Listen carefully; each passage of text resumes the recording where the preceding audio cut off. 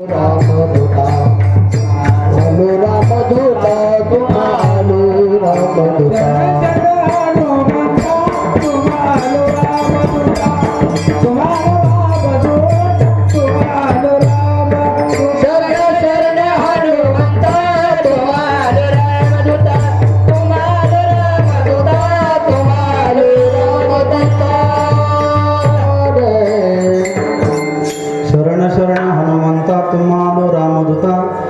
भक्तीच्या त्या वाटा मजदावव्या सुभटा श्री गुरु सारिका स्थापाटी राखा इतरांचा लेखा कोण करी राज याची कांता काय भीक मागे मनाची या जोगे सिद्धी पावे.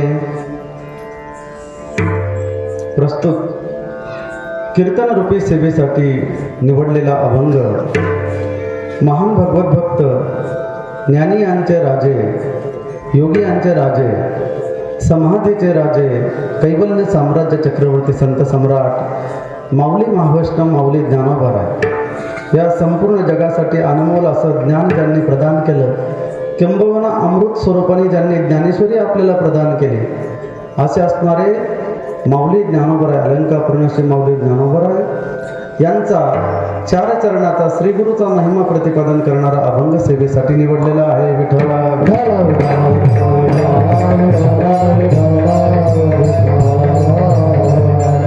या अभंगाद्वारा माऊली महावैष्णव माऊली ज्ञानोबा या कलियुगामध्ये नरदेह प्राप्त झालेल्या सर्व जीवांना मोक्ष प्राप्त व्हावा, या कलिकालामध्ये मनुष्य देह धारण केलेल्या सर्व प्राणी मात्रांसाठी मुक्ती प्राप्त व्हावी, त्यांचा उद्धार व्हावा किंवा ब्रह्मैक्य ज्ञान आपल्याला प्राप्त व्हावं, जीवन आणि मरणरूप संसार सागरातून आपली पार व्हावं, भवसागर पार होण्यासाठी माऊली ज्ञानोबा आपल्याला आत्यंतिक दुःखाची निवृत्ती परम आनंदाची प्राप्ती होण्यासाठी परम सुखाची प्राप्ती होण्यासाठी माऊली ज्ञानोबा या अभंगामध्ये आपल्याला साधन सांगतात. माऊली सांगतात जीवनामध्ये आपण आपला स्वतःचा उद्धार करू शकतो. आत्मैवैहात मनो बंधू रात्मैव रिपुरात्मना बंधुरात्मात्मनस्तस्य एनात्मैवात् मनाजितः. जीवनामध्ये आपल्याला सुख प्राप्त होण्यासाठी आनंद आणि देव प्राप्त होण्यासाठी आपल्याला आपण स्वतः कारणीभूत आहोत. आपल्याला आपल्या स्वतःशिवाय किंवा आपल्या श्री गुरुशिवाय आपला उद्धार कोणीही करू शकत नाही. म्हणून माऊली ज्ञानोबा सांगतात जीवन जगत असताना आपल्याला श्री गुरुला आपण शरण गेलो पाहिजे. आणि आपण जर काही एकदा श्री गुरुंना शरण गेलो, श्री गुरु आपल्या पाठीमाग असेल तर आपल्याला इतरत्र कोणाची गरज नाही. श्री गुरु सारिका असता पाठी राखा इतरांचा लेखा कोण करी. माऊली सांगतात श्री गुरु आपल्या पाठीमागे श्री गुरुचा वरदहस्त आहे तर आपल्याला जगामध्ये इतरत्र कोणाची गरज नाही, कोणाची आवश्यकता आपल्याला भासत नाही. का राज याची कांता काय भीक मागे मनाची या जोगे सिद्धी पावे. राजाची कांता म्हणजे राजाची पत्नी, ज्या प्रकारे तिला सर्व काळामध्ये सर्व वस्तू तिला प्राप्त असतात. असं पाहिलं की राजाच्या राणीला ही वस्तू अपूर्ण आहे म्हणून तिला कोणत्याही काळामध्ये कोणत्याही टाइमामध्ये सर्व वस्तू सर्व सिद्धी तिला प्राप्त होतात. म्हणून आपण एक कल्पतरू नावाचं झाड आहे, त्या झाडाच्या खाली जर बुंध्याला आपण बसलो तर आपल्या जीवनामध्ये असणाऱ्या सर्व आशा तृष्णा वासना आणि कल्पना आपल्या सगळ्या तृप्त होतात.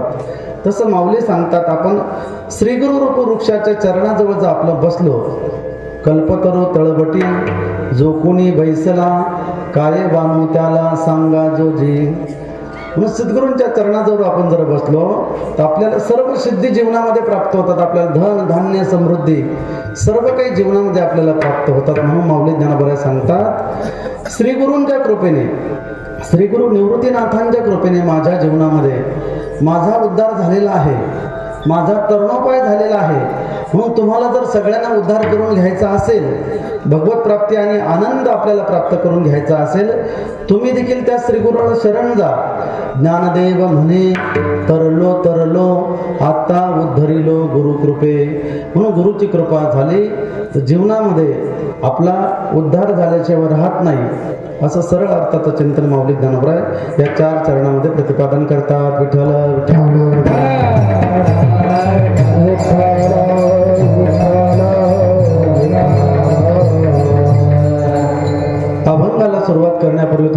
असा परिवार या ठिकाणी भगवंताच्या कृपेने अखिल कोटी ब्रह्मांड नायक कर्तुम अकर्तुम अन्यथा कर्तुम शक्तीने परिपूर्ण असणारा सर्व शक्तिमान प्रभू परमात्म्याच्या कृपेने अनेक साधू संत महंत महात्मे जपी तपी संन्यासी महात्म्यांच्या कृपा आशीर्वादाने साधूजनांच्या कृपाशीर्वादाने तसेच आमचे परमस्नेह असे असणारे स्वामी श्री विशुद्धानंद तीर्थ महाराज गायत्री आश्रम वाघोळा महाराजांच्या कृपाशीर्वादाने तसेच या ठिकाणी हरिभक्तपरायण आपल्याच गावातले कीर्तन सम्राट कीर्तनकर असे असणारे दत्तात्रय महाराज तोपे महाराजांच्या या ठिकाणी मार्गदर्शनाने आणि वारकरी संप्रदायाशी एकनिष्ठ असे असणारे निष्ठावंत गुणीजन गायनाचार्य वादक मृदंगाचार्य निष्ठावंत वारकरी महाराज मंडळींच्या या ठिकाणी उपस्थितीमध्ये आपण सर्व ग्रामस्थ आडगावकर स्त्री पुरुष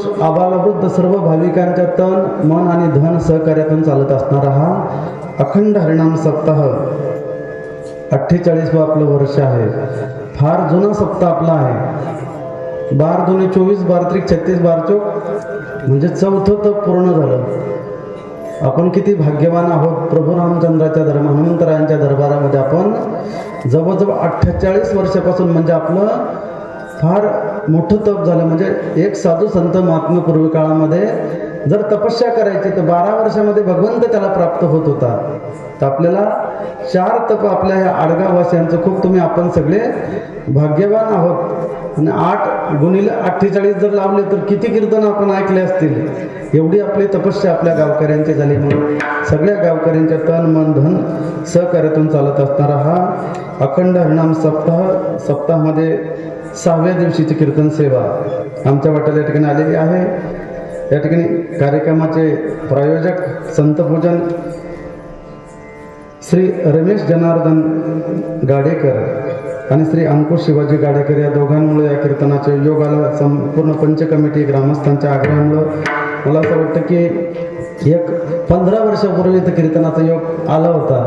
त्यानंतर पुन्हा या ठिकाणी कीर्तनाचा योग आला. म्हणून सर्व भाविक आपण सर्व आडगाववासी मंडळी सुंदर असे गायनाचार्य मृदंगाचार्य सुंदर अशी साऊंड सिस्टम आपल्याला 2 तास भगवंताचं नामचिंतन करायचं आहे.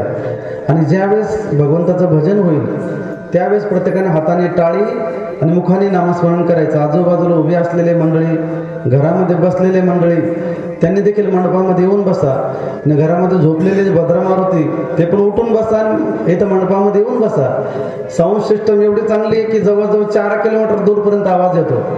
घरी बसून देखील आपण कीर्तन ऐकू शकता.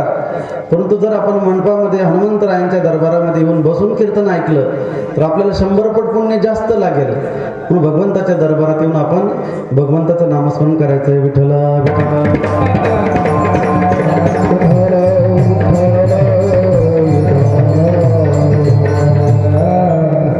कीर्तनासाठी घेतलेला अभंग माऊली ज्ञानोबारायांचा आहे. आणि माऊली ज्ञानोबा या जगामध्ये फार मोठे संत होते. गेल्या 700 वर्षापूर्वी माऊली ज्ञानोबा या वारकरी संप्रदायाची पायाभरणी केलेली आहे. कारण आपल्याला सर्वसामान्य लोकांना गुप्त गुह्य असं ऐति गुह्य तमम शास्त्रम इदमुक्तम मयानग. तर आपलं हे वैदिक सनातन हिंदू धर्माचं जे ज्ञान आहे ते ज्ञान फार कठीण आहे आणि अवघड आहे. ते आपल्याला येत नव्हतं आणि ते आपल्याला जमत नाही. ते शिकण्यासाठी 12-12 वर्ष काशीला हरिद्वारला पंढरपूरला किंवा आळंदीला आपल्याला जावं लागेल. म्हणून माऊलींना वाटलं यांना जाण्यासाठी काही वेळ नाही. सप्त्यामध्ये तर महाराज 2 तास कीर्तनाला आम्ही कसं तरी येऊन बसतो आणि 12-12 वर्ष जायचं आळंदीला एवढा आमच्याकडे वेळ नाही. म्हणून माऊली ज्ञानोबांना आपली दया आली. माऊलींना वाटलं सर्वसामान्य लोकांना देखील परमार्थ कळायला पाहिजे. सर्वसामान्य लोकांना देखील देव आणि आपला धर्म कळायला पाहिजे. म्हणून माऊली ज्ञानोबांनी 750 वर्षापूर्वी प्रयत्न केला. ज्ञानदेवे रचिला पाया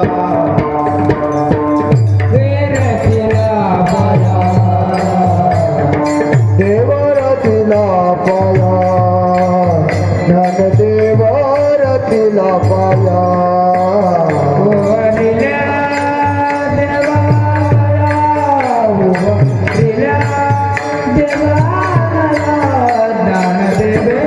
रचिला पाया ज्ञानदेव रचिला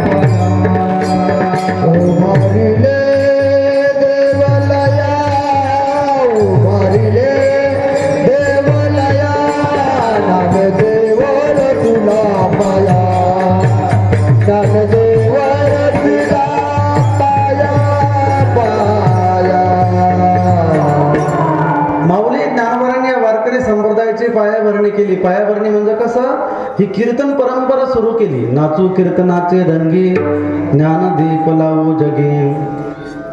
म्हणून माऊली ज्ञानोबा महान संत आहे. आणि त्या काळामध्ये माऊली ज्ञानोबांकडे अनेक साधक मंडळी गेले, अनेक लोक गेले आपलं त्या ठिकाणी प्रश्न घेऊन. आणि माऊली ज्ञानोबांना विचारू लागले, महाराज आमच्याकडे 20-25 एकर जमीन आहे, अजून 10 एकर आम्हाला जमीन घ्यायची आहे. काही लोकांनी सांगितलं, महाराज आम्हाला 2 मुलं आहेत, एका मुलाचं लग्न जमलं आणि एकाचं लग्न जमतच नाही आहे. एका माणसाने प्रश्न केला, महाराज आमच्या मुलीचं लग्न झालं आहे पण तिला संतती वगैरे काही होत नाही आहे. एका माणसाने विचारलं, महाराज आमच्याकडे भरपूर जमीन आहे, विहीर आहे, परंतु विहिरीला पाणी नाही आहे, म्हणून आम्हाला कुठं बोर घ्यायचा ते जागा सांगा. असं नाही विचारलं बरं का, असं कोणतंच विचारलं नाही, असं आपण विचारलं असतं महाराजांना. त्यांनी सांगितलं, महाराज माऊली आम्हाला हा मनुष्याचा देह, मनुष्याचा जन्म आम्हाला प्राप्त झाला, आमचा उद्धार कधी होईल? कै मी उद्धार पावेन, कै कृपा करील नारायण, ऐसे तुम्ही सांगा संत जन, करा समाधान चित्त माझे. नाहीतरी साधूकडं देवाकडे जर आपण गेलो तर आपण कोणतीही माईक गोष्ट मागायची नाही. माईक म्हणजे हे माईक नाही बरं का, हे माईक जर मागितलं तर पुन्हा त्यांना एक माईक कमी होऊन जाईल. म्हणून माईक म्हणजे जे मायेने युक्त आहेत, जे मायेने बाधित आहे, जे नश्वर आहे, संसारामधल्या गोष्टी कोणत्याच आपण त्यांच्याकडं साधूकडं आणि देवाकडं मागायच्या नाही, कारण ते नष्ट होणारी गोष्ट आहे. साधू संताकडं देवाकडे गेल्यानंतर आपण अशी गोष्ट मागायची ती कधीच सरत नाही. त्यांच्याकडे आपण आनंद मागायचा, त्यांच्याकडे आपण परमार्थाने आपल्या धर्माचं कार्य, आपल्या भगवंताचं कार्य, भगवंत त्यांच्याकडे मागायचा. म्हणून त्या साधकाने सांगितलं, महाराज कोहम कथमिदं जातं, को वै कर्तास्य विद्यते, उपादान किमस्तिह विचार सोयमी दृशा. महाराज आमचा जन्म कसा झाला, त्यानंतर जन्म झाल्यानंतर आम्ही काय केलं पाहिजे, आणि जन्माला आल्यानंतर आमचं उपादान करणं आई तरी कोण? आई आणि वडिलाच्या रजवीर्यापासून आमचं हे शरीर निर्माण झालं. एक तर मनुष्याचा जन्म मिळत नाही. पुनर्वित्रम पुनर्वित्रम पुनर्भार्या पुनर्येतत् सर्वं पुनर्लभ्य न शरीरं न पुनः पुन्हा. या जगामध्ये सगळ्या गोष्टी पुन्हा पुन्हा मिळतील, पण तो माणसाचं शरीर हे पुन्हा मिळत नाही. आता विचार करा, एखादा मनुष्य गेल्यानंतर तो पुन्हा कधी येतो का? एकदा त्याचा अंतविधी झाला, 10वा 13वा झालं, तर पुन्हा तो मनुष्य आपल्याला कधीच मिळत नाही. आणि एखाद्या दिवशी घरी आला पण तरी आपण त्याला घरात घेतो का? आपण भूत म्हणून घाबरून जाऊ त्याला. म्हणून शास्त्रकार सांगतात की मनुष्याचा देह दुर्लभम त्रयमेवैतत् देवानुग्रहेतुकं, मनुष्यत्वं मुमुक्षुत्वं महापुरुष संश्रया. जीवनामध्ये 3 गोष्टी दुर्मिळ आहे, ते मिळतच नाही. पहिली गोष्ट म्हणजे मनुष्याचा देह, तो आपल्याला मिळालेला आहे. दुसरी गोष्ट म्हणजे आपल्याला मनुष्याचा देह मिळाला पण तो आपल्याला कळाला नाही. कळाला म्हणून आपण इथं आलो. स्वर्गीचे आमार आयची काठी देवा, स्वर्गीचे आमार आयची काठी देवा, स्वर्गीचे आमार आयची काठी देवा, स्वर्गीचे आमार आयची काठी देवा, स्वर्गीचे आमार आयची काठी देवा, स्वर्गीचे आमार आयची काठी देवा, स्वर्गीचे आमार आयची काठी देवा, स्वर्गीचे आमार आयची काठी देवा. त्रिलोकी भावा जन्म आम्हारा, त्रिलोकी भावा जन्म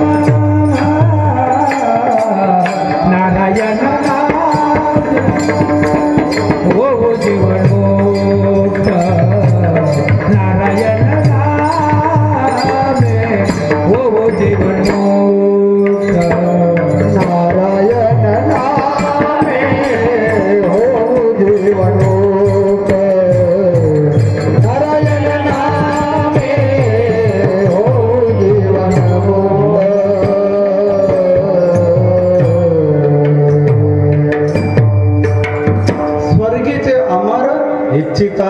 देवा, स्वर्गातल्या अमर देवी देवता ते देवाला सांगतात, हे देवा, मृत्यू लोकी व्हावा जन्माम्हा, या मृत्यू लोकामध्ये आम्हाला जन्म प्राप्त व्हावा. का? नारायण नामे होऊ जीवनमुक्त, कीर्तनी अनंत गाऊ गीती. कारण स्वर्गामध्ये सगळं आहे, अमृत आहे, अप्सरा आहे, सगळं काही आहे, पण तो स्वर्गामध्ये भगवंताचं नाम नाही. म्हणून तो मृत्यू लोकामध्ये हा नरदेह कळणं देखील गरजेचं आहे. परंतु आपल्याला मिळाला, परंतु आपल्याला नरदेह कळाला नाही. परंतु तुम्हाला सगळ्याला कळाला म्हणून तर तुम्ही कीर्तनाला आले. आणि नरदेह मिळाला आणि नरदेह कळाला, परंतु त्यामध्ये तिसरी गोष्ट म्हणजे आपल्याला संतांची भेट म्हणजे गुरुची भेट होत नाही. रविश्चंद्र घना वृक्षा नदी गावश्च सज्जना, एते पर उपकाराय युगे देवेन निर्मितां.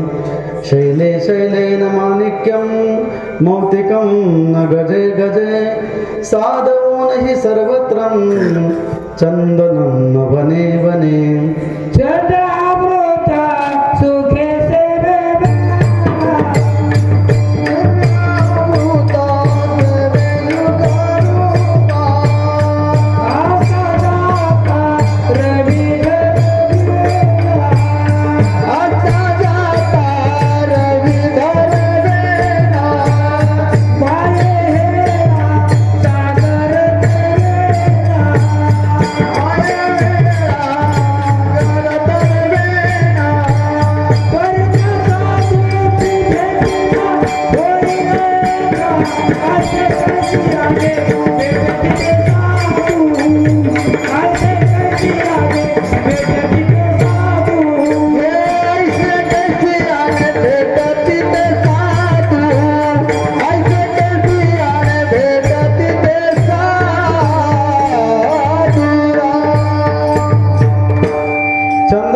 सुखे सेववेल असता जाता रवी धरवेल, बाजे हेळा सागर तरवेल, परित्या साधूची भेट न होईल गा. ऐसे कैसी याने भेटते ते साधू. कोणते जे परमपदाला परमहंस पदाला प्राप्त आहे ते साधू आम्हाला कशाने भेटतील? महाराज सांगतात, चंद्राचं अमृत आहे ते सुखाने सेवन करता येईल.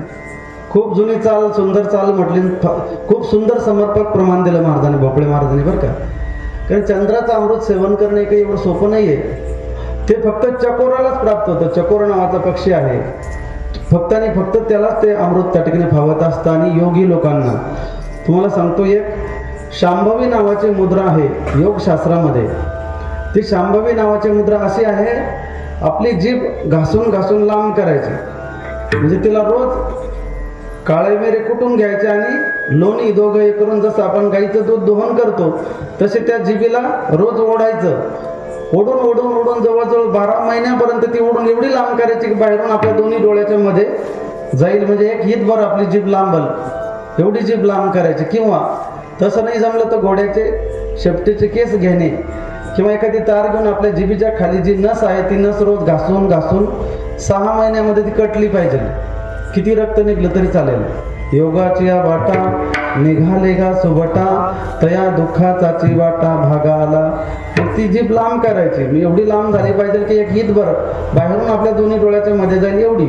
मग पौर्णिमेच्या रात्री मध्यरात्रीला 12 वाजता ती जीभ उलटी करायची आणि मध्ये आपल्या टाळूमध्ये टाकायची, आपल्या मधून आपल्या मेंदूमध्ये सरकवायची. मध्ये गेल्यानंतर आपला श्वास जवळजवळ 1.5 तास श्वास बंद करायचा. आपला तर 2 मिनिटं पण श्वास बंद केला तर आपण लगेच देवाच्या घरी जाऊ. तसे ते योगी महात्मे सिद्धासनामध्ये बसून ती जीभ टाळूमध्ये टाकून नंतर मग आपल्या मूर्धन्यामध्ये म्हणजे आपल्या टाळूवरती चंद्राचं एक थेंब थेंब अमृत टपकत राहतं. जसं मधाचं एक थेंब टपकत असतं तसं ते अमृताचं श्रावण होत असतं.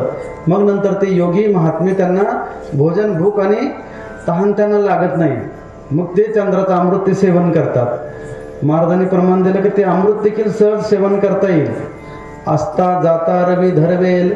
असता म्हणजे मावळतीला जाणारा सूर्य, तो पण दोन्ही हाताने पकडले जाईल. ते काही एवढं सोपं नाही. उन्हाळ्यातच पाहिलं दुपारी किती चटका लागतो. तो सूर्याच्या जवळ गेलो, इथून 12 कोटी किलोमीटर सूर्य आपल्यापासून आहे विज्ञानाच्या दृष्टीने, आणि ते सूर्याला पकडायचं हनुमंतरायांनी केलं फक्त. आता तो कोणीच करणार नाही. जुग सहस्र योजन पर भानु लिल्योताही मधुर फल जाणू, हनुमंतरायांनी ते केलेलं आहे. आणि पुन्हा बाह्य हेळा सागर तरेवेल, आणि आपल्या बाहुबलाच्या माध्यमातून संपूर्ण समुद्र तरून जाता येईल. विनायक दामोदर सावरकर त्यांनी समुद्र पार केला होता. परी त्या साधूची भेट न होईल गा. महाराज सांगतात तरी देखील खऱ्या साधूची भेट आपल्याला होत नाही. मग आपण म्हणू महाराज तर आम्हाला तर कितीतरी साधू मिळतात, कितीतरी महाराज आम्हाला दिसतात, परंतु महाराजांनी सांगितलं तसं खरं नाहीये. दोन्ही दिसती सारिखे वर्म जाणे तो पारिखे. म्हणून जीवन जगत असताना आपल्या जीवनामध्ये कोणीतरी सद्गुरू असला पाहिजे.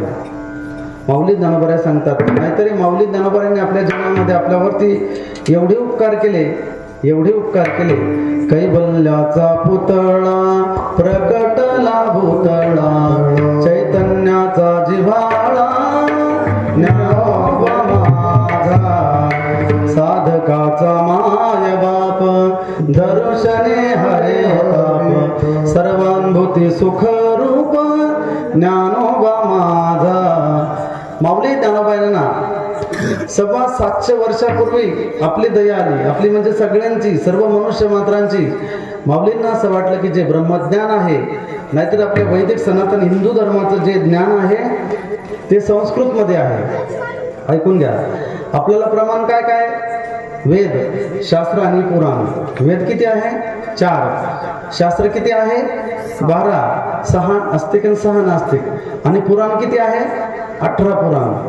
अशा प्रकारे ते वारकरी संप्रदायामध्ये गाथा, ज्ञानेश्वरी, भागवत, वेदांत शास्त्रामध्ये ब्रह्मसूत्रे, दशोपनिषदे, त्यामध्ये ईश, केन, कट, प्रश्न, मुंड, मांडुक्य, ऐतरे, तत्रे, छांदोग्य आणि बृहदारण्य असे ते शास्त्राचे नाव आहे. कमी नावं तरी लक्षात घ्या, बोलू नका विठ्ठल विठ्ठल.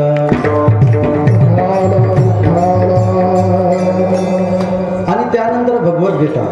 म्हणून श्रीमद भगवद्गीता आपल्या ह्या धर्मग्रंथ आहे. मुलांनो, आपल्या वैदिक हिंदू सनातन धर्माचा धर्मग्रंथ कोणता आहे? तुझं काय नाव आहे? शाहिराज. आपल्या हिंदू धर्माचा धर्मग्रंथ कोणता आहे? बरोबर सांगा. मुलांना काय पण माणसाला पण लवकर कळणार नाही. हा right. The great philosophy Shrimad Bhagavad Gita. या जगामध्ये सगळ्यात मोठं तत्वज्ञान जे आहे ते श्रीमद भगवद्गीतेमध्ये आहे. महिला मंडळ, आपल्या मुलांना संस्कार देण्याचं काम आपलंच आहे. म्हणून आपल्या मुलांना जास्तीत जास्त संख्येने कीर्तनाला घेऊन येत जा.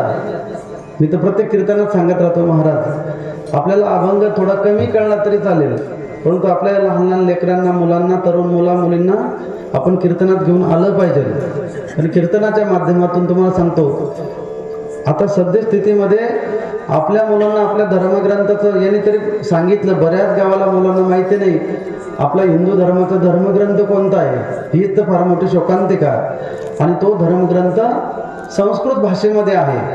आणि संस्कृत भाषा आपल्याला कळते का? संस्कृत भाषा आपल्याला कळत नाही. म्हणून माऊली ज्ञानोबांनी त्याला मराठीमध्ये रूपांतरित केलं. ब्रह्म साम्राज्य दीपिका वर्णिली गीतेची टीका, विठोबाचा प्राण सखा ज्ञानोबा माझा. आणि संस्कृत मध्ये आहे. संस्कृत भाषा आपल्याला येते का? संस्कृत भाषा आपल्याला येत नाही. आणि संस्कृत फार कठीण अवघड व्याकरण आहे. आपल्याला शिकरण लवकर कळत नाही. महिला मंडळ शिकरण येतं तुम्हाला? जुन्या म्हाताऱ्या महिलांना येतं, पण नवीन महिलाला ते पण कळत नाही शिकरण कसं करायचं. अहो, आज 10वी 12वीच्या मुलांना मराठी व्यवस्थित वाचता येत नाही मराठी. मग ते संस्कृत तर फार अवघड आहे. आणि आपले जे धर्मग्रंथ आहे, आपलं जे ईश्वराचं भगवंताचं नाम आहे, भगवंताचं स्वरूप आहे, ते सगळं आणि सगळं संस्कृतमध्ये आहे. आणि कशा प्रकारे संस्कृतमध्ये आहे पहा, तुम्हाला समजलं तर. एका ठिकाणी वेदामध्ये भगवंताचं वर्णन ऋचा आलेले आहेत, त्यामध्ये वर्णन आलेलं आहे.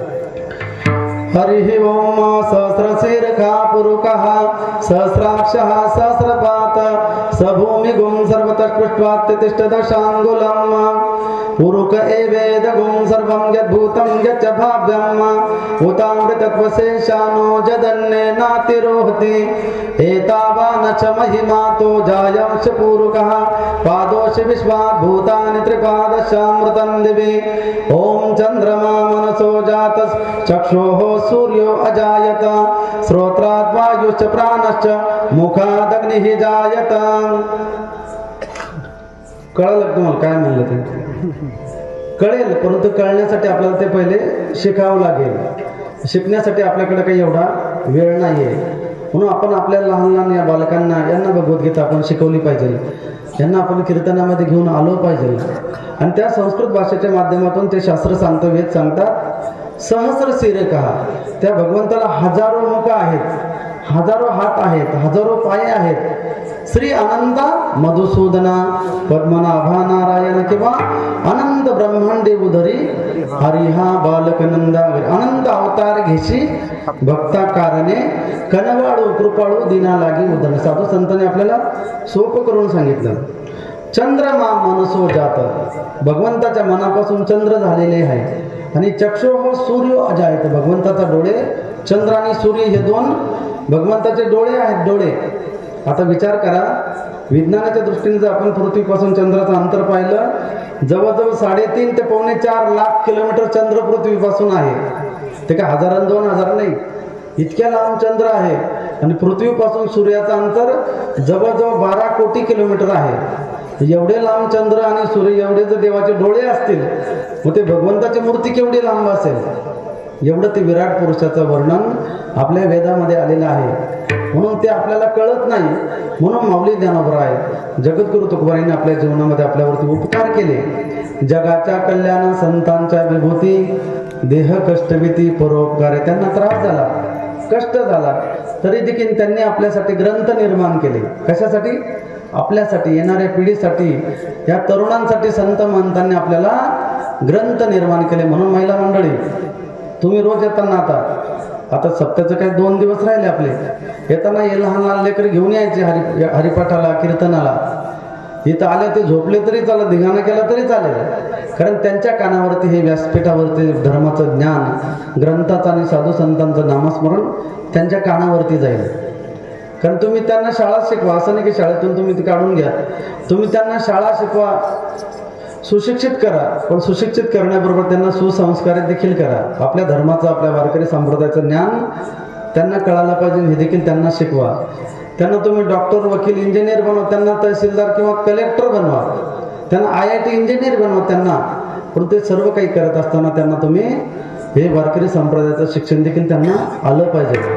कारण बऱ्याच पालकांनी आपल्या मुलांना शिकवलं, शेत्या विकल्या, दागिने गहाण ठेवले, घरं गहाण ठेवले महिला मंडळी, आणि त्या आपल्या मुलांना त्यांनी फार मोठं साहेब बनवलं, फार मोठं बनवलं. ते अमेरिका, जपान, जर्मनी, फ्रान्स दूरपर्यंत त्या ठिकाणी मोठे साहेब झाले, पैसे कमवू लागले.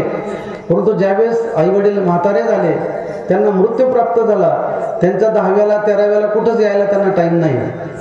तिकून ते फोन करतात गावकऱ्यांना सांगतात की माझ्या वडिलाचा आजारी पडले, ते मृत्युमुखी पडले, त्यांचं 10व 13व्याला येण्यासाठी आमच्याकडं टाईम नाही आहे. परंतु किती पैसे लागत असतात, 1 लाख, 2 लाख, 4 लाख रुपये आम्ही फोनवरती पाठवून देतो, परंतु येण्यासाठी आमच्याकडं वेळ नाही आहे. मग असं जर ते करत असतील तर मग काय गरज त्यांना शिकवून. प्रत्येक आईवडिलाला वाटतं आपल्या मुलांनी म्हातारपणी आपलं सांभाळ केला पाहिजे. नाहीतरी तुम्हाला सांगतो, शिक्षण ही फक्त आणि फक्त पोट भरायची विद्या आहे. त्यांना भरपूर शिकवा. नाहीतरी शाळेमध्ये काय शिकवले जातात तुम्हाला सांगतो, शाळेमध्ये काटकोन, त्रिकोण, चौकोन सगळ्या प्रकारचे कोण शिकवले जातात, परंतु जीवन जगण्याचा दृष्टिकोन फक्त आणि फक्त ह्या वारकरी व्यासपीठावर शिकवले जातो.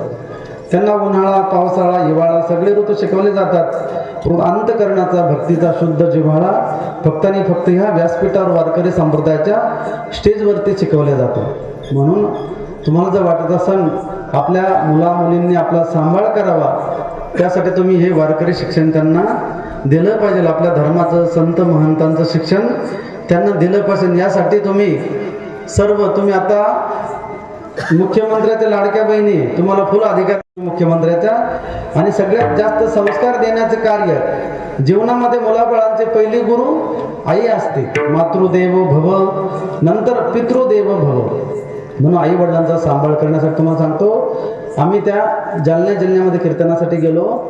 42 एकर जमीन त्या वयोवृद्ध म्हाताऱ्याची, 80 वर्षानंतर वारल्यानंतर त्या बापाला दोघा भावाच्या भांडणामध्ये बांधावरती जाळायला पण जागा दिली नाही त्या पोरांनी. मग काय करते अशा मुलांचं, जे काही मेल्यानंतर देखील आईबापाचा सांभाळ त्या ठिकाणी करत नाही, संस्कार त्यांचे करत नाही. म्हणून आता आपण जोपर्यंत जीव आहे तोपर्यंत आपल्या मुलांना शालेय शिक्षणाबरोबर आपल्या धर्माचं संस्कार देण्याची जास्तीत जास्त गरज आहे. नाहीतर प्रत्येक आईबापाला वाटतं की आपला देखील मुलगा गाणारा निघाला पाहिजे, वाजवणारा निघाला पाहिजे, चांगलं त्यांनी गायन केलं पाहिजे. पण तो त्यांना वाटतं आपला मुलगा गाणारा निघाला पाहिजे, पण तो मुलगा निघतो पेनारा. का? की त्याला हे वारकरी संप्रदायाचे हे संस्कार त्याच्यावरती नाही. म्हणून ते संस्कार फार अनमोल आहे. तुम्हाला अभंगाचा अर्थ कमी कळला तर चालेल, परंतु मुलांनो, कारण आज हे लहान लहान जे मुलं ते काही हरकत नाही, लांब बसले, एका लाईनीत बसले पंगत धरून, काय हरकत नाही. तुम्ही कोणत्या पक्षाचे रे? आपला पक्ष एकच आहे, आपला भगवंत हनुमंतरायाचा पक्ष आहे. म्हणून मुलांना तुम्ही देखील बसा बसा, पाठ लावून बसा, काय हरकत नाही. कंबर दुखत असेल पण येऊन बसा कीर्तनामध्ये, कसं काय हरकत नाही. कारण आज सप्ताह वयोवृद्ध लोकांना सगळ्याला कीर्तन भजन प्रवचन आपल्याला माहिती आहे, परंतु उद्या भारताचं ते भविष्य, उद्या सप्ताह करणारे तेच आहे ना. म्हणून त्यांना पण सप्ताह कीर्तन त्यांना कळायला पाहिजे. आपण हिंदवी स्वराज्याचे संस्थापक छत्रपती शिवाजी महाराजांचे वंशज आहोत. आपल्या रक्तामध्ये त्यांचं रक्त आहे. म्हणून तुम्हाला सांगतो, येणाऱ्या काळ फार बिकट परिस्थिती आहे. म्हणून येणाऱ्या काळामध्ये आपल्याला आपल्या देश आणि धर्माचं ज्ञान आपल्या तरुण मुलामुलींना पाहिजे. आता 10वी 12वीच्या परीक्षा झालेल्या आहेत, म्हणून 10वी 12वीच्या मुलामुलींनी पारायणाला इथं बसलं पाहिजे. आपण ज्ञानेश्वरी वाचली पाहिजे, कारण वाचाल तरच वाचाल. वाचावी ज्ञानेश्वरी, डोळा पहावी पंढरी. म्हणून माऊली ज्ञानोबरायांना असं वाटलं की हे ज्ञान सांगत नाही कोणी, पैसे घेऊन लोक सांगत होते. म्हणून माऊली ज्ञानोबरायांना आपली दया आली सगळ्यांचीच. म्हणून माऊली ज्ञानोबरायांनी 750 वर्षापूर्वी आपल्याला जे गुप्त ज्ञान होते, एक शिष्य एक गुरु परंपरा, मग ते माऊली ज्ञानोबरायांपर्यंत आलं. माऊलींनी सगळ्या जगाला मोकळं फुकट वाटून दिलं. देव घ्या कुणी, देव घ्या कुणी, संत उदार उदार भरले अनंत भांडार. म्हणून माऊलीने अवघड असणारा आपला ग्रंथ सोपा करून सांगितला. ब्रह्म साम्राज्य दीपिका वर्णेदी गीतेची टीका, विठोबाचा प्राण सखा ज्ञानोबा माझा. आणि ती ज्ञानेश्वरी नावाचा ग्रंथ आहे. आणि तुम्हाला सांगतो, ज्ञानेश्वरी नावाचा जर आपण उलट अर्थ केला तर ज्यामध्ये ईश्वरी ज्ञान समाविष्ट आहे त्याला ज्ञानेश्वरी असं म्हणलं जातं. आता इथं ज्ञानेश्वरी पारायण चालू आहे ना, ज्ञानेश्वरी पारायण. तर आपण ज्ञानेश्वरी पारायण करतो 7 दिवस. झाल्यानंतर त्याला आपण वस्त्र गुंडाळतो, हळदी कुंकू गंध फुल वाहून ती ज्ञानेश्वरी आपण कपाटावरती ठेवून देतो. ठेवून दिल्यानंतर पुन्हा पुढच्या वर्षी हनुमान जयंती आली सप्ताह, तेव्हाच ते ज्ञानेश्वरी काढतो. मध्ये आपण तिला काढत नाही. काढू नका, काय हरकत नाही. कारण तिला जो रोज आपण वाचलं त्याचं एक एक पान, तर ते पानं फाटत राहतं म्हणतं, वाचू नका रोज, त्याला तसंच ठेवा. हसू आलं यार ते तुम्हाला, आपल्याला समजलं. म्हणून त्या साधू संत महात्म्याने एवढं अनमोल असं रत्न, अनमोल असं ज्ञान आपल्यासाठी करून ठेवलं. आणि माऊलींना माहिती होतं आपण गेल्यानंतर देखील या संपूर्ण जगाला ज्ञान प्राप्त झालं पाहिजे. म्हणून माऊली ज्ञानोबरायांनी आपल्यासाठी ग्रंथ निर्माण केला. पण त्या ग्रंथाचं रोज आपण वाचन केलं पाहिजे. त्याचे 5-10 उभ्या 5-10 अभंग गाथ्याचे आपण वाचलं पाहिजे. आणि सकाळी उठून आंघोळ केल्यानंतर आपण ती क्रिया केली. आपण जर पूजापाठ ज्ञानेश्वरी ग्रंथ वाचले तर आपले हे लहान लहान लेकरं येऊन पाहतील की आपले आई वडील काय करतायत. मग त्यांना सांगायची गरज नाही पडणार की याच्यानंतर तुम्ही पण ज्ञानेश्वरी वाचा म्हणून.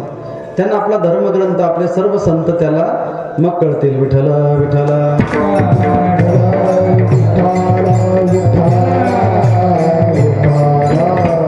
म्हणून माऊली ज्ञानोबाने अनमोल असा ग्रंथ निर्माण केला. रेड्या मुखी वेद बोलविला, गर्भद्विजांचा हरविला, शांती रूपी प्रकटला ज्ञानोबा माझा.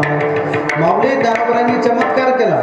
चमत्कार म्हणजे चमत्काराला नमस्कार आहे. आता या ठिकाणी फार कमी संख्या लोकांची आपल्या गावामध्ये, आडगावामध्ये एवढेच लोक आहे का? अजून लोक आहेत. पण इथं जर कीर्तनाऐवजी दुसरा कार्यक्रम असला तर 1 तारीखचा, दुसरा 5 दिवसाचा, तर किती लोक जमले असते. फार लांबपर्यंत गर्दी, वेशीच्या बाहेर तिकडे गर्दी गेली असते. परंतु जिथं खरोखर ज्ञान आहे तिथं संख्या कमी असते. परंतु काय हरकत नाही, गर्दी कमी परंतु दर्दी लोक आहेत, ज्ञानवान लोक आहात, आपण सर्व अधिकारी लोक आहात. म्हणून माऊली ज्ञानोबरायांनी त्या काळामध्ये पण चमत्कार केला. आणि चमत्कार केल्यानंतर मग रेड्याच्या मुखातून वेद बोलवला. चालविली जड भिंती, हरली चांगयाची भ्रांती, मोक्ष मार्गीचा सांगाती ज्ञानोबा माझा. माऊली ज्ञानोबरांनी निर्जीवाची भिंत चालवली. महान जपी तपी महात्मे 1400 वर्ष जे आयुष्य जगले होते असे महान योगी चांगदेव महाराज माऊली ज्ञानोबरांना शरण गेले. उपजताचे ज्ञानी हे ब्रह्म जाणूनी आले लोटांगणी चांगदेव. ज्ञानाचा ज्ञानाचा ज्ञानाचा सागर. माऊली ज्ञानोबराय ज्ञानाचे सागर आहेत. ज्ञानियांचा राजा गुरु महाराज म्हणती ज्ञानदेव तुम्हायसे, किंवा तिन्ही देव जैसे परब्रह्मीचे ठसे जगी सूर्य तैसे प्रकाशले, किंवा महाविष्णूचा अवतार सखा माझा ज्ञानेश्वर. अनेक अनेक शेकडो प्रमाण दिले जातील की माऊली ज्ञानोबराय महान संत होते आणि माऊली ज्ञानोबरायांना आपली सगळ्यांची दया आली. साधू तोच असतो ज्यांना जगाची दया येते. तुम्ही संत माय बाप कृपाबंध कायमी पतित कीर्तिवानू. म्हणून माऊली ज्ञानोबरायांनी 700 वर्षापूर्वी त्या साधकांना सांगितलं, अरे तुम्हाला जीवन जगत असताना तुम्हाला जर सुखाची प्राप्ती लागत असेल, आनंदाची प्राप्ती लागत असेल, भगवंताची प्राप्तीने आपला उद्धार करून घ्यायचा असेल तर आपण जीवनामध्ये श्रीगुरु केला पाहिजे. श्रीगुरु आपल्या पाठीमागे वरद असला तर आपल्या इतरत्र कोणाची गरज लागत नाही. अभंगाच्या पहिल्या चरणामध्ये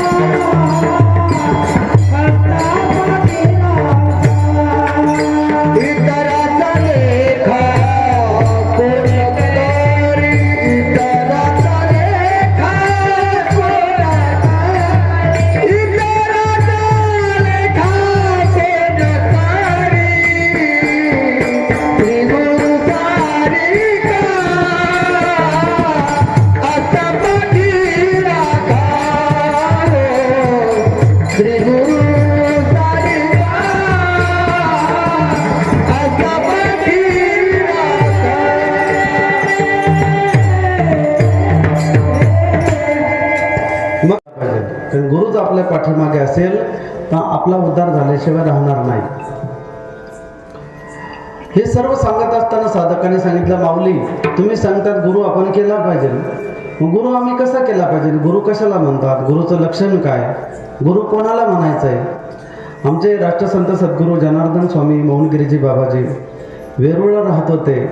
आपल्याला सगळ्यांना माहिती की बाबाजी साधे सरळ आणि सोपं राहत होते. एकदम लोकांबरोबर बसत होते, लोकांबरोबर सामान्य बोलत होते. परंतु बोलत असताना वेदाचे शब्द बोलत होते. तयाचे विसाट शब्द सुखे म्हणो येते वेद, सदेह सचिदानंद कान होती जे. आणि खरे साधू तेच राहतात ज्यांना फार मोठा मान पान वाजा गाजा त्यांना काही चालत नाही. आणि बाबाजी सोपा मंत्र सांगायचे, ज्याने गुरु नाही केला त्याचा जन्म वाया गेला. जीवन जगत असताना प्रत्येकाने गुरु केला पाहिजे. आणि जर आपण गुरु केला नाही तर समजा आपलं जीवन आपला जन्म हा व्यर्थ गेला, जीवन वायाला गेलं. म्हणून जीवनामध्ये आल्यानंतर आपण गुरु केला पाहिजे. आणि गुरु करत असताना त्या गुरुचे लक्षण सांगतात, श्रोत्रिय, ब्रह्मनिष्ठ, कृपाळू आणि दयाळू. आता ही वेदांत शास्त्राची भाषा आहे बरं का. गु शब्दस्य तो अंधकारशात, ऋ शब्दस्तन निरोधका. त्या शिष्याच्या मनामध्ये असणारा जो अंधकार म्हणजे अज्ञान, ते अज्ञान नष्ट करतो आणि त्याच्या जीवनामध्ये ज्ञान प्राप्त करून देतो. त्याला गुरु असं म्हटलं जातं. नाहीतर आपल्या नवग्रहामध्ये गुरु नावाचा ग्रह आहे पहा. तो गुरु नावाचा ग्रह एवढा मोठा आहे, एवढा मोठा आहे, त्याच्या आकर्षणाने गुरुत्वाकर्षण पृथ्वीमध्ये तयार झालेलं आहे. त्याला गुरु असं म्हटलं जातं. गुरु हा महान राहतो. महान म्हणजे दिसण्याने नाही बरं का, त्याचे विचार हे उच्च राहत असतात आणि ते शिष्याला उच्चतम अवस्थेला प्राप्त होण्यासाठी ते कारणीभूत असतात. त्याला गुरु असं म्हटलं जातं. आता वेदांतामध्ये सांगितलं श्रोत्रिय म्हणजे शिकलेला. शिकलेला म्हणजे काही शाळा वगैरे 10वी 12वी MA PhD MA झालेला तसं काय हरकत नाही. परंतु या 4 वेद 6 शास्त्र 18 पुराण ज्याला अध्यात्माचं पूर्ण ज्ञान प्राप्त आहे, शिकलेला आहे, त्याला श्रोत्रिय म्हणतात. ब्रह्मनिष्ठ म्हणजे ज्याला ईश्वराविषयी ब्रह्माविषयी एकनिष्ठ आहे त्याला ब्रह्मनिष्ठ असे म्हणतात. आणि कृपाळू म्हणजे ज्याच्या अंतःकरणामध्ये कृपा आहे असा गुरु आपण केला पाहिजे. अशा संताला आपण गुरु केलं पाहिजे. नाहीतरी महादेव माता पार्वतीला सांगत असताना सांगतात, अखंड मंडलाकारं व्याप्तं येन चराचरं तत्पदं दर्शितं येन तस्मै श्री गुरवे नमः. अज्ञानतिमिरान्धस्य ज्ञानाञ्जनशलाकया चक्षुरुन्मीलितं येन तस्मै श्री गुरवे नमः. अखंडानंदबोधाय विश्वसंतापहारिणे सच्चिदानंद रूपाय तस्मै श्री गुरवे नमः. भगवान भोलेनाथ माता पार्वतीला सांगतात, जो शिष्याच्या मनातल्या सर्व शंका निरसन करून त्याला देवाची प्राप्ती करून देतो. अर्थ फार अवघड आहे, पण वेदांताचा आहे. आणि वेदांत रात्री सांगू नये म्हणतात, कारण ते वेदांताचा आणि झोपेचा लय जवळचा संबंध आहे बरं का मृदंगाचार्य. म्हणून आपल्याला एक तर रात्रीचा टाईम आहे आणि अवघडामध्ये आपण जायचं नाही, सोपं सोपं सांगायचं. ब्रह्मानंदम परम सुखदम केवलम ज्ञानमूर्तिम द्वंद्वातीतम गगनसदृशम तत्त्वमस्याद्य लक्षणम एकम नित्यम विमलमचलम सर्वधी साक्षीभूतम भावातीतम त्रिगुणरहितम सद्गुरुं तन्नमामि. अशा गुरुला आपण शरण गेलो पाहिजे. नाहीतरी गुरु करत असताना आपण त्या गुरुला आपण जाणलं पाहिजे. सामान्यतः कबीर महाराज सांगतात हिंदीमध्ये, गुरु करो जान के, पानी पिओ छान के. गुरु करो पहचान के और पाणी पिओ छान के. म्हणून पाणी पित असताना पाणी चाळून प्यायचं. आणि गुरु करत असताना गुरुला पण आपण ओळखलं पाहिजे. ओळखलं पाहिजे म्हणजे कसं, त्याच्याकडे कसं तत्वज्ञान आहे. नाही तर आज सद्यस्थितीमध्ये खरं बोलायला गेलं तर असं झालेलं आहे, ज्याचा फार मोठा मठ असेल, ज्याच्याकडे फार भरपूर असे शिष्य असतील, फार 5-50 लाखाची गाडी असेल, फार मोठी प्रॉपर्टी ज्याच्याकडे असेल, मग TV वरती यूट्यूबवरती चॅनलवरती ते लोकांना ज्ञान देत असतील, मग ते गुरु लोकांना असं वाटते फार ज्ञानी गुरु. असे सर्वसामान्य लोकांचा गोड भ्रम झालेला आहे. परंतु एक दिवस चॅनलवर येता येता ते TVला बातम्यामध्ये पण आलेले, तुम्ही पाहिलं मागच्या हप्त्यामध्ये बरेच असे काही गुरु आहे की ते TV मध्ये आले ना आता जला ते. मग त्यांच्या शिष्यांनी काय करायचं, ते गुरु रडका गुरु पडका चेला होय नरक में ठेलम ठेला. शास्त्रकार सांगतात असा आपण गुरु केला पाहिजे. गुरु असा बळकट आपण केला पाहिजे, सर्वसामर्थ्यवान केला पाहिजे. तो आपल्याला या भवसमुद्रातून त्यांनी आपल्याला पार केलं पाहिजे. आशानं मनुष्यानं कश्चित आश्चर्य शृंखला या बद्धा प्रधावंती मुक्तास तिष्ठती पंगुवत. शास्त्रकार असं सांगतात की आपल्याला या संसार बंधनातून मुक्त करण्यासाठी प्रथमतः ते संत, ते गुरु सुटलेले पाहिजे. ते गुरु संसार बंधनात अटकले. एखादा मनुष्य एक खांब्याला बांधलेला आहे, दुसरा एक खांब्याला बांधलेला आहे. इकडचा मनुष्य म्हणतो तिकडच्याला की तुम्हाला सोडून टाक. आता तो म्हणतो अरे बाबा मीच तर बांधलेला आहे, तुला कसं सोडेल? परंतु हा भ्रम लोकांचा झालेला आहे. म्हणून आपण नाहीतरी आता सध्या स्थितीमध्ये असं करू नये. आपली माऊली ज्ञानोबर आहे, जगद्गुरु तुकोबांसारखे एवढे महान संत सोडले, लोक भलत्याच दुसऱ्या कोणाच्या मागे चालले. लोकांना आता सध्या स्थितीमध्ये भगवंत, संत, आपले ग्रंथ हे पण कळत नाहीये. म्हणून आपण सामान्य खेडेगावातले लोक, आपण भोळे बापडे तरी बरे. आपण अहो मंत्री, मोठमोठे मुख्यमंत्री, मोठमोठे खासदार, आमदार ते अटकले. सर्व महिला आयोगाची जी मेन आहे अध्यक्षा, ती पण म्हणते की हे माझे विठ्ठल आहे, आणि ते विठ्ठल गेले आता ज्याला. गुरु गुरु करत असताना अनेक लोक गुरुगुर करतात, परंतु गुरु हे तत्व सांभाळणं फार अवघड आहे. म्हणून माऊली ज्ञानोबर आहे आपल्या गुरु परंपरेमध्ये सांगतात, आदिनाथ गुरु सकळ सिद्धांचा, मच्छिंद्र तयाचा मुख्य शिष्य, मच्छिंद्राने बोध गोरक्षा शिकेला, गोरक्ष उळला गहिनी प्रती. आपल्या सगळ्यांना अभंग गहिनीनाथाने निवृत्तीनाथाने माऊली ज्ञानोबरायांना ज्ञान दिलं. नाहीतर आजचा जो अभंग मी कीर्तनाला घेतलेला आहे हा गुरु परंपरेतलाच अभंग आहे. आजचा घेतलेला अभंग आपल्या महाराष्ट्रात असा वारकरी नाही की ज्याचा तो अभंग पाठ नाही. अभंग माऊली ज्ञानोबरायांचा आहे. अभंग वाचायला अवघड, चाल म्हणाल तर अजून जास्त अवघड, परंतु फार मोठे दिग्गज गुणवान मंडळी या ठिकाणी आहेत, म्हणून त्यांनी मस्त सुंदर चाल लावली. अर्थ लावायला त्याच्याही पुढचा अवघड आहे. माऊली ज्ञानोबराय हे महान ज्ञानी होते. माऊलींना असं वाटत होतं मी जसा ज्ञानी आहे तसं या लोकांना देखील ज्ञान प्राप्त झालं पाहिजे. आणि माऊली ज्ञानोबरायांचं गुप्त कोणतीच गोष्ट नव्हती, समोर जे आहे ते समोर. म्हणून असे संत आपण केले पाहिजे, ते संत परमपदाला प्राप्त झाले पाहिजे. नाहीतर तुम्हाला सांगतो आता सद्यस्थितीमध्ये तुम्ही कोणत्याही संताला गुरु करूच नका ना. आपल्या ग्रंथालाच आपण गुरु माना. कोणाचं काहीच कधी सांगता येत नाही. तुम्ही भगवंताची सेवा करा, आणि भगवंताची सेवा आपण जर केली तर भगवंताला दया येते. माझा विठोबाचा कैसा प्रेम भाव, आपणचे देव होई गुरु. जर देवावरती आपली कृपा असेल, देवाची आपल्यावरती कृपा असेल, तर देवाला आपली दया येईल, ते गुरु आपल्या घरी पाठवते. इकडे तिकडे कुठं जाण्याची गरज नाही. फक्त आणि फक्त आपल्या हनुमंतरायाचं, प्रभू रामचंद्राचं आपण नामस्मरण केलं तरी आपला उद्धार झाला. समजा विठ्ठल विठ्ठल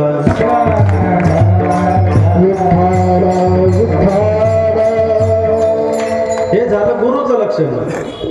आपण आपले मुलीचं लग्न करतो, लग्न करत असताना आपण काय पाहतो महिला मंडळी, आपण कन्यावर येते रूपम माता वित्तम पिता श्रुतम बांधवा कुलम इच्छन्ति मिष्टान्न मित्रे जना.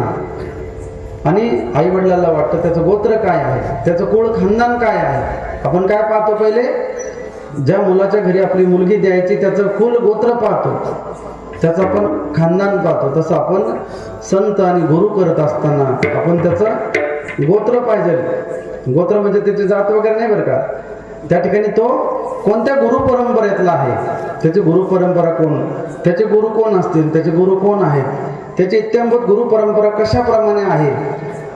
म्हणून आपण गुरु खानदानी गुरु केला पाहिजे. जसं आपण खानदानी घरी आपली मुलगी देतो, तसा खानदानी संप्रदायामध्ये जो असणारा, ज्याच्या पूर्वापारपासून गुरु परंपरा चालू आहे, अशा महात्म्यालाच आपण गुरु केलं पाहिजे. विठ्ठल विठ्ठल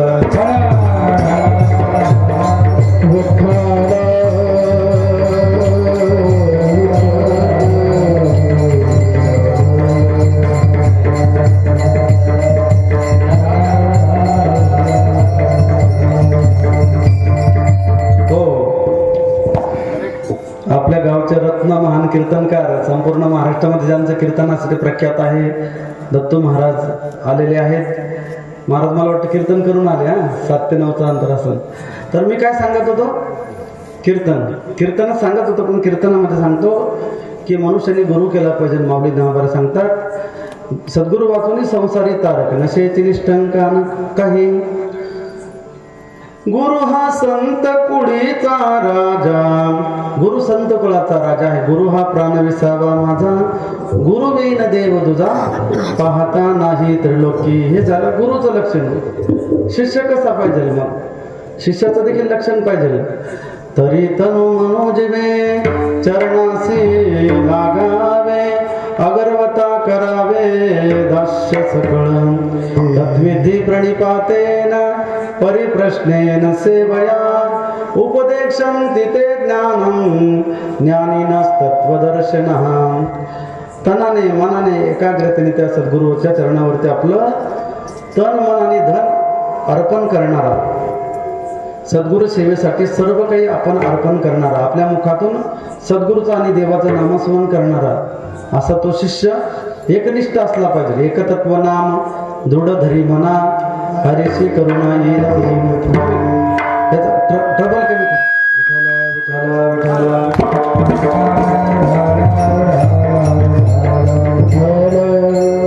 ट्रबल कमी करायचा, बेस वाढवा लागला. सद्गुरू करत असताना सद्गुरूचं लक्षण सांगितलं, मग शिष्याचं पण लक्षण सांगत असताना सांगितलं तो शिष्य एकनिष्ठ असला पाहिजे. आपण काय करतो, गुरु जेलात गेले ते शिष्य इकडं लगेच निष्ठानिष्ठी करतात. असे गुरु पण झालेले, असे शिष्य पण झालेले आहेत. गुरु कसे असले पाहिजे, गुरुचं लक्षण सांगत असताना एके ठिकाणी दृष्टांत आलेला आहे. एकदा सर्व साधू संत महंत नाथपंथी योगी विचरण करत होते, मार्गक्रमण करत होते. नाहीतर साधू संत एका जागेवर थांबत नाही. गोरक्षनाथ मच्छिंद्रनाथ सर्व नाथपंथी योगी विचरण करत होते. साधू संत हे परिभ्रमण करत असताना जगाच्या कल्याणा संतांचे होते देह कष्टविते, नाचू कीर्तनाचे रंगी, ज्ञानदीप लावू जगी. वैराग्य भक्तीच्या माध्यमातून ज्ञानाचा प्रचार आणि प्रसार करण्यासाठी साधू संत हे संपूर्ण जगामध्ये फिरत असताना, आणि ते फिरलं पाहिजेच. रमता जोगी बहता पाणी. साधू संत योगी महात्मे फिरत राहतात आणि पाणी पण जेवढं फिरलं, पाणी जेवढं चाललं तेवढं ते स्वच्छ राहतं. आणि पाणी जर एका जागेवर जमा झालं तर त्याच्यामध्ये खराब होऊन किडे पडण्याचा संभव राहतो. म्हणून ते साधू संत योगी महात्मे जगाचं कल्याण करण्यासाठी हे गाव ते गाव ते गाव आणि ग्राणावनातून दऱ्या खरवतून त्या ठिकाणी परिभ्रमण करत होते. करत करत एका गावामध्ये आले. एका सुंदर अशा सरोवरावर ते स्नान केलं आणि भल्या मोठ्या वडाच्या झाडाखाली बसले. आपलं प्रातसंध्या वगैरे केली, पूजन केलं, योग जप तप केला. आणि सकाळी 10 वाजता मच्छिंद्रनाथांनी सांगितलं, गोरक्षनाथांनी सांगितलं मच्छिंद्रनाथ आपल्या गुरुला की मी आता भिक्षा घेऊन येतो. परंतु गुरुनी सांगितलं, अरे गोरक्षा आज तू जाऊ नको भिक्षासाठी, मी जाणार आहे. तेव्हा शिष्याने सांगितलं, गुरुजी असं करू नका, कारण गुरुजीला भोजन प्रसाद द्यायचं, सेवा करायचं हे शिष्याचं काम आहे. म्हणून आज काय करा, मीच भिक्षाला रोजच्या सारखं जातो. परंतु मच्छिंद्रनाथांनी काय ऐकलं नाही. एकदा दोनदा चारदा म्हटल्यावर गुरुजीचा शिष्टाचार असल्यामुळे ते गोरक्षनाथ शांत बसले. ठीक आहे गुरुजी, आज जायची तुमची इच्छा आहे तर तुम्ही जा. त्यांनी ती भिक्षाची झोळी घेतली आणि गावामध्ये भिक्षा घेण्यासाठी गेल्या. भिक्षाम देही भिक्षाम देही भिक्षाम देही असं करत करत भिक्षा मागू लागले. परंतु कर्म धर्म संयोग असा त्यांना भिक्षा कोणीच वाढली नाही. त्यांना वाटलं कसं झालं, पहिल्यांदाच मी भिक्षासाठी आलो. एक तर माझा गोरक्ष नावाचा शिष्य येऊ देत नव्हता भिक्षासाठी. मी त्याला घरी त्या ठिकाणी बसून झाडाखाली बसून आलो. मला पूर्ण गावामध्ये कोणीच भिक्षा वाढत नाहीये. त्यांनी मग लोकांना सांगितलं, मी तुम्हाला ब्रह्म दाखवतो, तुम्हाला देव दाखवतो. देव घ्या कोणी, देव घ्या कोणी, आयता आला घर बसून. लोकांनी सांगितलं, देव न लगे देव न लगे, साठवणीचे रुंदले जागे. देवांना वाटलं हे कसं आहे बा, हे जर आपल्याला देव दाखवत असेल तर हे घरोघरी दारोदारी कशाला भिक्षा मागत फिरले असते. पण त्यांना कुठंच भिक्षा मिळाली नाही. कोणत्याच घरात भिक्षा मिळाली नाही. पुन्हा घरी आल्यानंतर झाडाखाली मग सांगितलं, गोरक्षा अरे भिक्षा कोणीच वाढली नाही, तू रोज कशी भिक्षा आणत असतो बरं. मग गोरक्षनाथ म्हणे चला माझ्याबरोबर. मग गावात गेले. गावात लहान लहान मुलं पारावरती पतंग उडवत होते, पतंग. मग त्या ठिकाणी गोरक्षनाथाने एक लहान रूप धारण केलं आणि चालत चालत त्या पतंगच्या दोऱ्यावरती चालत चालत ते पतंगच्या वरती जाऊन बसले. आणि तिथं सिद्धासन मानून ते पतंगवरती हवेमध्ये तरंगले. आणि ते लहान लहान पोरांनी पाहिलं, पारावर लोक राहते, म्हाताऱ्या लोकांनी पाहिलं, अरे ते योगी चालत चालत दोऱ्यावरती चालत गेला आणि त्या पतंगवरती जाऊन सिद्धासनावर बसला. किती मोठे महान महात्मे आहेत. फार मोठे योगी आपल्या गावाला आले. एका मिनिटामध्ये संपूर्ण प्रचार. आणि तुम्हाला सांगतो, हे नेटवर्क लय भारी लोकांचं, महिला मंडळचं. एका मिनिटामध्ये तिथं 100, 200, 1000 लोक आले. येताना खाली आत नाही आले. त्यांना वाटलं गुरुला भूक लागली असेल. कोणी दूध आणतं, दही आणतं, कोणी अन्नधान्य. मोठे डोक्या इतक्याले ढीग लागले अन्नधान्याचे. आणि 3 मिनिटानंतर समाधी भंग झाली. महाराज खाली आले. आल्यानंतर पाहिलं, गोरक्षनाथांनी मच्छिंद्रनाथाला सांगितलं, पहा महाराज तुम्हाला काय भिक्षा घ्यायची घ्या म्हणे. त्यांनी सांगितलं, अरे मी तर पुऱ्या गावाला देव दाखवतो तरी त्यांना ते लागलं नाही. म्हणून चमत्काराला नमस्कार राहतो. म्हणून त्यांनी थोडं मुठभर भिक्षा घेतली आणि पुढच्या गावाला निघून गेले.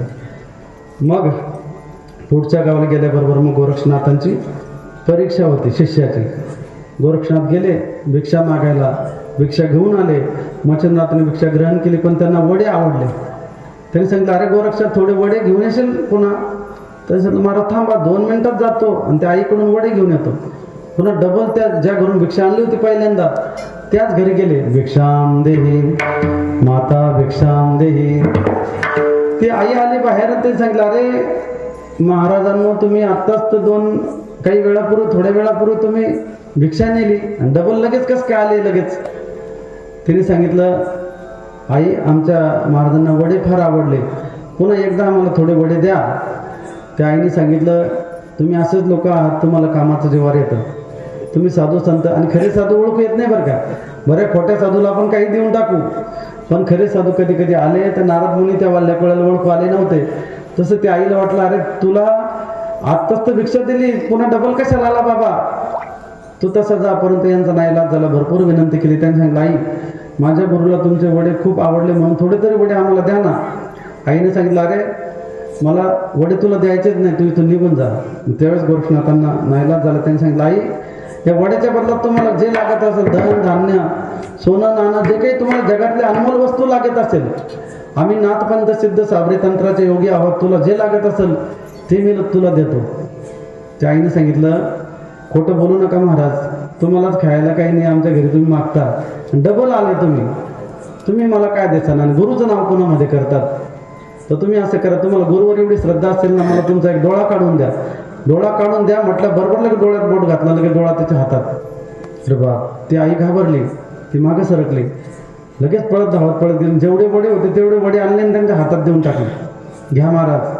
तिला वाटलं, घाबरली ती, आणि त्यांनी तो डोळा हातात घेतला, एका हातामध्ये भिक्षा घेतली. ते वडे घेऊन महाराज त्या ठिकाणी नदीच्या तीरावरती बसलेले होते आपले गुरु मच्छिंद्रनाथ. त्यांना ते वडे दिले.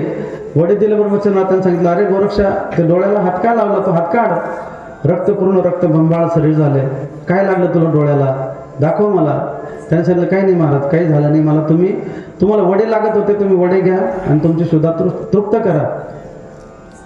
परंतु किती सांगितलं तरी ते गोरक्ष ऐकत नाही. मच्छिंद्रनाथांनी सांगितलं, अरे गोरक्ष, जोपर्यंत तुम्हाला ते दाखवणार नाही तोपर्यंत मी पण वडे खाणार. त्यांना वडे तर लागतच नव्हते, ते परीक्षा चालू होते. मग त्यांनी दाखवलं की त्या वड्याच्या बदल्यात त्या माताजीने माझा डोळा मागितला आणि तो डोळा पण घेतला नाही. हे डोळा एका हातामध्ये दाखवला. मग मच्छिंद्रनाथांनी सांगितलं, अरे गोरक्षा, हे काय केलं माझ्यासाठी? आता तू जीवनपर्यंत आंधळा राहशील. माझ्या एका तुच्छ वड्यासाठी तू संपूर्ण जीवनभर आंधळा आता राहशील.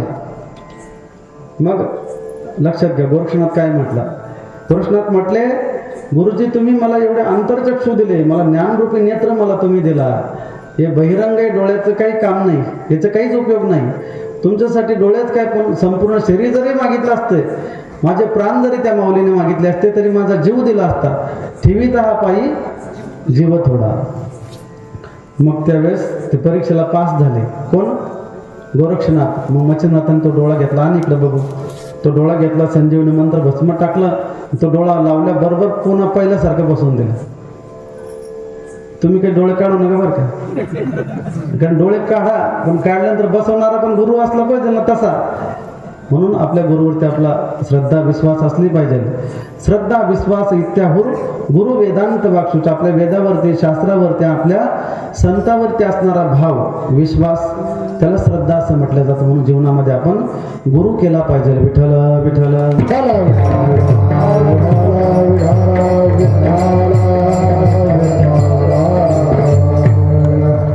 नाहीतरी जीवन जगत असताना जन्म झाल्याबरोबर आई ही पहिला गुरु असते. आपल्याला बोलता पण येत नाही, चालता पण येत नाही. आपले आई वडील आपल्याला चालायला बोलायला शिकवतात. म्हणून आई आणि वडील हे आपले पहिले गुरु आहेत. मातृदेवो भव, पितृदेवो भव, नंतर मंदिरातला देव, नंतर सकळ तीर्थाचे धुरे, जे का माता पितरे. म्हणून आई वडिलांना आपण त्या ठिकाणी मान्यता दिलीच पाहिजे. म्हणून जीवनामध्ये आपण लहानपणी आई वडील, थोडं मोठं झालं तर आपल्याला बालवाडी अंगणवाडीमध्ये टाकतात. नंतर थोडं मोठं झालं प्राथमिक शाळेत, थोडं मोठं झालं माध्यमिक शाळेत, पुन्हा थोडं मोठं झालं पुन्हा आपल्याला सर वगैरे मॅडम त्या ठिकाणी राहतात.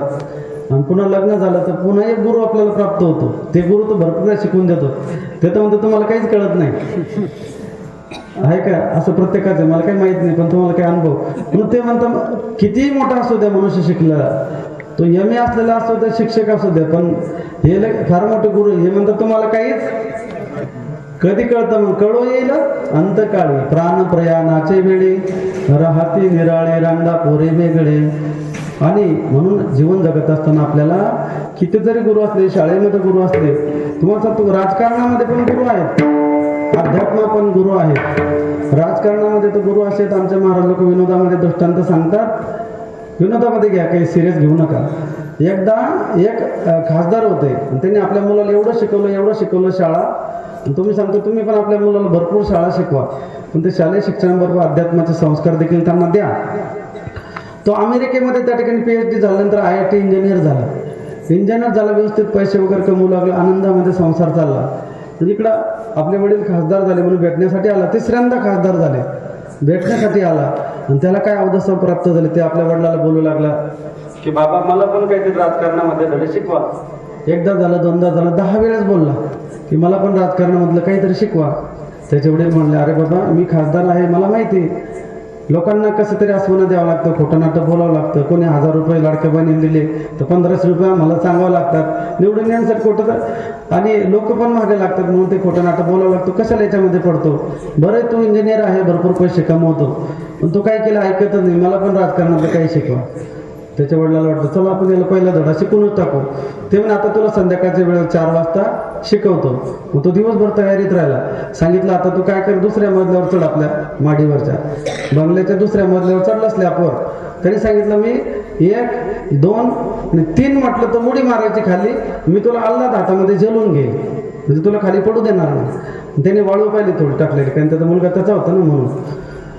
मग ठरल्याप्रमाणे 4 वाजले तो मुलगा दुसऱ्या मजल्यावर गेला आणि खासदार त्याचे बाबा त्याचे पप्पा खाली राहिले त्यांनी सांगितलं 3 म्हणल्यावर तू उडी मारायची आणि मी तुला पकडून घेईन मग ते खाली बसलेले त्याचे बाबा त्यांनी सांगितलं 1 2 3 म्हटलं बरोबर त्यांनी लगेच उडी मारल्याबरोबर यांनी हात बांधून घेतला हात बांधल्याबरोबर खाली पडला त्याचे पाय मोडले कंबर तुटलं 3 महिने दवाखान्यात राहिला घरी आल्यानंतर ते खासदार आपल्या वडिलांना सांगू लागला तो बाबा तुम्ही मला राजकारणातले धडे शिकवत होते की माझं कंबर मोडत होतं ते झालं काय तुला मी धडाच शिकवत होतो अरे म्हणे राजकारणातला हा पहिला धडा आहे म्हणे अजून बाकी धडे ते लहान आहे कारण की राजकारणामध्ये सख्या बापावर पण विश्वास ठेवू नये सख्या वडिलावर पण या सदरपण आध्यात्मिक क्षेत्रामध्ये सगळे तसे नाही बरं का आता भरपूर असे पुढारी आहेत देव देश आणि धर्मासाठी आपलं संपूर्ण शरीर झिजवतात त्यांनी राम मंदिराचं त्या ठिकाणी प्रतिस्थापना केली असे देखील या क्षेत्रामध्ये आहेत परंतु तुम्हाला सांगतो आपल्या गुरुवर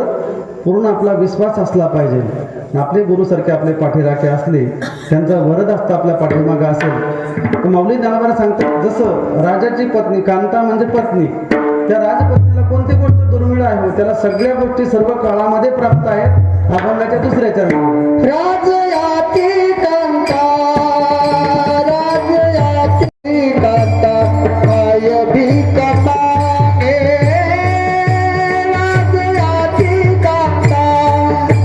राजयाती कांता काय भीक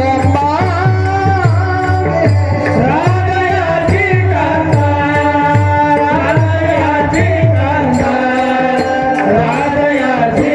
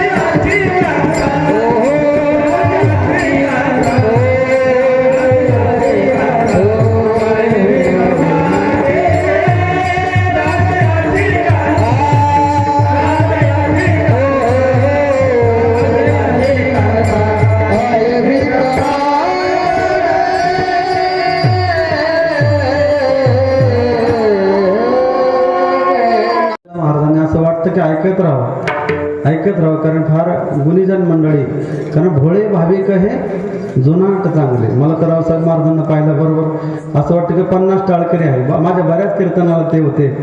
नाही तर महाराजांनी पण खूप छान सुंदर प्रमाण दिलं. पण तो बोलता बोलता गाताना बेंबीच्या देठापासून ते गायन करतायत. मृदंगाचार्य सुंदर मृदंग वाजवतात इंद्रासारखे, दोन्ही चौकदार मंडळी, सर्व महाराज मंडळी. पण तुम्ही बसलेले मंडळी, तुम्ही काहीच काम नाही केलं. तर तुम्हाला पण एक काम, तुम्ही समोरवरती हात करा.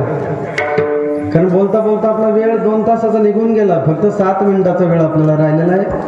करा सरळ हात, काही हरकत नाही. कारण आपण शेतामध्ये रातभर पाणी भरतो गव्हाला. कारण मी मग सांगतो ना, मला थोडं ज्ञान कळतं रेषेमधलं, ते सांगत असतो दगडू महाराज.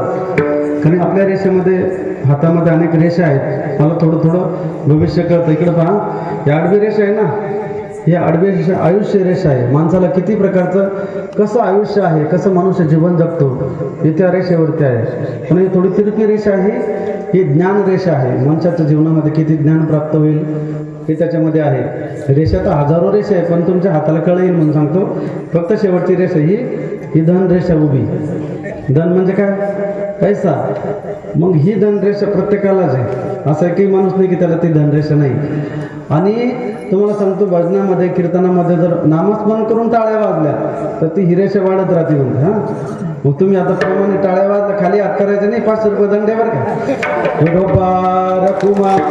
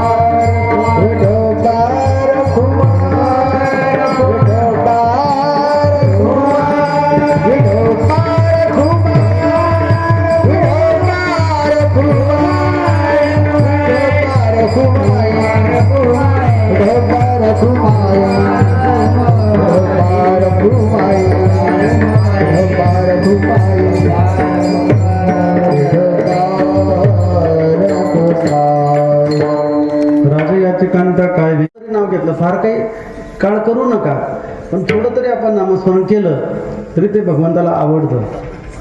एका ठिकाणी गीत रामायणामध्ये सांगितलेलं आहे, राम वदा श्रीराम सदा निश्चिंतासा संसारिया. राम वदा श्रीराम सदा सुख सर्व मिळे स्मरणात जरी दुःखात स्मरा भवताप नुरे. सर्वांतरितो श्रीराम भुरे, सर्वांतरितो श्रीराम भुरे. सरतील व्यथा मनीच्या साऱ्या, राम वदा श्रीराम सदा निश्चिंतासा संसारिया. म्हणून संसारी लोकांनी जर फक्त आणि फक्त रामाचं नाव जरी घेतलं तरी आपण निश्चिंत झालो असं समजा. कारण आसोने संसारी जिव्हे वेगू करी, वेदशास्त्र उभारी बाह्य सदा. वेद शास्त्राने पुराण वरती हात करून सांगतात, तुम्ही संसारामध्ये असून जरी थोडं जरी देवाचं नामस्मरण केलं, परंतु आपण नाम घेतो की इथून गळ्यापासून वर, इथून खाली हृदयामध्ये रामकृष्ण नामे ही दोन्ही साजिरे हृदय मंदिरे स्मराकारे. किंवा ज्ञानदेवा ध्यानी रामकृष्ण माळा हृदयी जिव्हाळा श्रीमोरीला. कल्पतरू त्या झाडाखाली बसल्यानंतर जसं त्या ठिकाणी प्राप्त होतं, कल्पतरू तळवटी जो कोणी बैसला काय बानो त्याला सांगा जोजी. सर्व सिद्धी जशी प्राप्त होती तसे गुरुरूपी वृक्षाच्या पायाजवळ जर आपण बसलो, संतांच्या पायाजवळ बसलो, तर आपल्या जीवनामध्ये, आपल्या संसारामध्ये, आपल्या परिवारामध्ये, आपल्या कुटुंबामध्ये, आपल्या गावामध्ये धन धान्य, समृद्धी, संतती, संपत्ती सगळं आपल्याला प्राप्त होतं. असंच नाही, इह आणि पर दोन्ही प्रकारचे लोक आपल्याला प्राप्त होतात. परंतु हे सगळं करत असताना आपल्याला श्रद्धा असली पाहिजे. भावे विन देव न कळणी संदेह, गुरु विना अनुभव कैसा कळेल. शेवट